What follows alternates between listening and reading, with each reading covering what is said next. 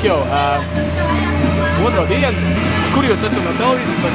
Neuzdos stulbs jautājums. Kā domā, ar kādu ātrumu brauc Zamboni? Kā tev patīk pirmais gols? Kā tev vispār spēle kā tāda? Es domāju, ka Trešais periods kā būs?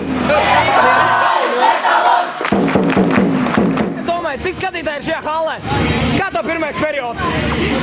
Kā tev vispār šī spēle patīk? Kā domā, kā būs tālāk? Paldies!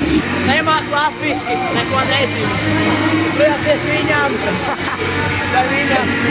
tev patīk meitenes? Jā. Kā ar zēniem? Paldies!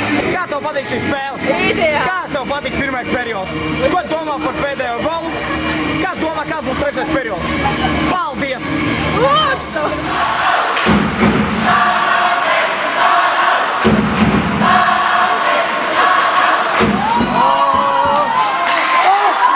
Uzvarēja.